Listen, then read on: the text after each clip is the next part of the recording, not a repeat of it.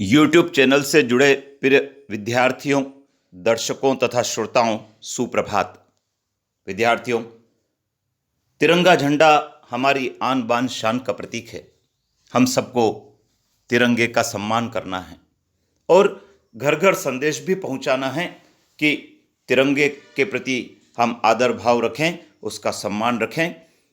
आज़ादी के अमृत महोत्सव के अवसर पर हम उन वीरों को याद करें, उन शहीदों को याद करें जिन्होंने हमको अंग्रेजों की गुलामी से आज़ादी दिलवाई है और तिरंगा झंडा हमको दिया है, जिसको फहराकर हम गर्व का अनुभव करते हैं। लेकिन झंडे से संबंधित संहिता भी बनाई गई है। आइए जान लेते हैं क्या है संहिता। भारतीय झंडा संहिता 2002 के ये मुख्य निर्देश हैं।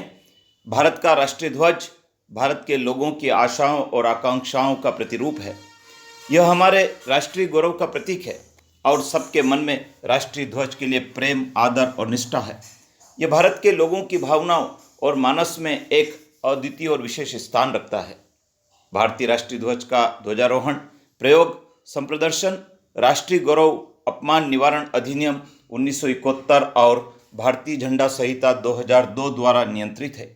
भारत के झंडा संहिता 2002 में निहित कुछ मुख्य दिशा निर्देश जनता की जानकारी के लिए नीचे सूचीबद्ध हैं। भारतीय झंडा संहिता 2002 को 30 दिसंबर 2021 के आदेशानुसार संशोधित किया गया है और पॉलिएस्टर के कपड़े से बने एवं मशीन द्वारा निर्मित राष्ट्रीय ध्वज की अनुमति दी गई है। अब व्यवस्था है कि भारत का राष्ट्रीय ध्वज हाथ से काते गए और हाथ से बने हुए या मशीन द्वारा निर्मित सूती, पॉलिएस्टर, ऊनी, सिल्क, खादी के कपड़े से बनाया गया हो। जनता का कोई भी व्यक्ति, कोई भी गैर सरकारी संगठन या कोई भी शिक्षा संस्था राष्ट्रीय झंडे को सभी दिनों और अवसरों, औपचारिकताओं एवं अन्य अवसरों पर फहरा प्रदर्शित कर सकता है, बशर्ते राष्ट्रीय झंडे की मर्यादा और सम्मान का ध्यान रखा जाए। राष्ट्रीय झंडे का आकार आयताकार होता है। यह किसी भी आकार का हो सकता है, परंतु झंडे की लंबाई तथा ऊंचाई अर्थात चौड़ाई का अनुपात 3:2 होगा। जहां झंडे का प्रदर्शन खुले में किया जाता है, वहां यथासंभव मौसम को ध्यान में रखे बिना उसे सूर्योदय से सूर्यास्त तक फहराना चाहिए।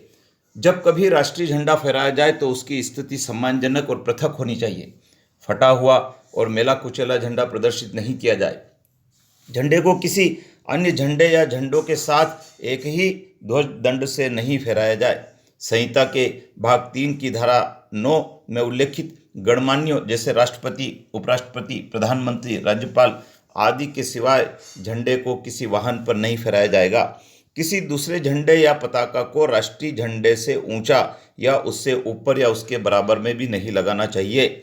यह महत्वपूर्ण जानकारी जो झंडा संहिता के संबंध में थी वो आपको दी गई है। और अधिक जानकारी यदि आपको चाहिए तो आप गृह मंत्रालय की जो वेबसाइट आप स्क्रीन पर देख रहे हैं, इससे प्राप्त कर सकते हैं। तो विद्यार्थियों, हमें तिरंगे का सम्मान करना है, उसकी आन बान शान के लिए हमको सदैव तत्पर रहना है और आज़ादी के अमृत महोत्सव में अधिक से अधिक योगदान देना है।